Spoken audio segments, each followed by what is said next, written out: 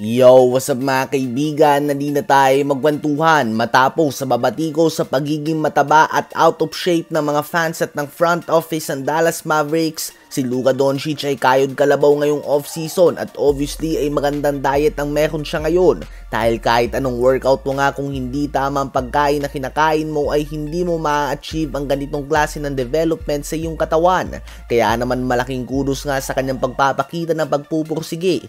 Si Luka Doncic ay nagkaroon ng below average na performance ngayong season dahil sa kanyang mga injuries. Sa 28 games niya para sa Los Angeles Lakers ay nagtala pa rin siya ng 28 points, 8 rebounds and 7.5 assists per game. Ganun pa man matapos na makapasok sa All-NBA first team ng 5 sunod na season, bad season na nga ito para sa kanya. Ganun pa man ang mga fans nga ay tila ba nakalimutan na last year lamang ay dinala niya ang Dallas Mavericks sa NBA Finals. Siya nga ang nanguna sa playoffs sa points, rebounds, assists, steals, field goals made, and 3-pointers made. Some are even saying na siya ang dapat na nag-uwi ng regular season MVP matapos na mag-average ng 34 points, 9 rebounds, and 10 assists per game. Ganun pa man, one bad season at nakalimutan na ng mga fans kung gaano katindi si Luka Doncic tuwing fully healthy siya. Sa ngayon ay motivated nga si Luka na bumawi next season at ipakita na isa pa rin siya sa mga pinakamagaling na player sa buong mundo.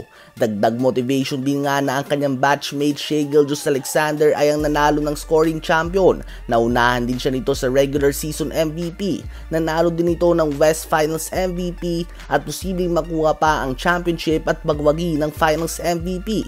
Mga awards na inakala ng madami na mapupunta kay Luka matapos na maging MVP candidate ito sa kanyang second season pa lamang sa NBA. Ano ba ang masasabi nyo tungkol dito?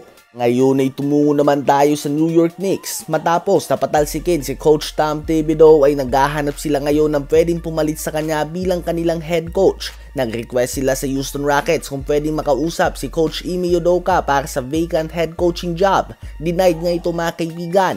Sinubukan din nila si Chris Finch ng Minnesota Timberwolves at hindi din pumayag ang Timberwolves dito. Ayon din kay Shams ng ESPN ay hindi pa humihingi ng pakiusap ang Knicks sa Dallas Mavericks regarding Jason Kidd. Ganun pa man kung sakaling mag-request ito sa Mavs ay tulad lamang ng Timberwolves at ng Houston Rockets, expected mga kaibigan ng Mavs na hindi papayag dito. Well, understandable nga ito mga kaibigan kung sa relasyon nga ay bakit mo hahayaan ang iyong kabiyak na kausapin ng iba with the intention na agawin ito sa'yo. Hindi ko nga maintindihan kung bakit ba ang target ng Knicks na mga head coach ay yung currently under contract sa ibang team at hindi sila maghanap ng mga coach na walang trabaho ngayon tulad nila Mark Jackson, Frank Vogel, Mike Budenholzer o kung sino pa man. Kahit mga assistant coach nga ng ibang team ay pwede din ito mga kaibigan. Ano ba masasabi nyo tungkol dito?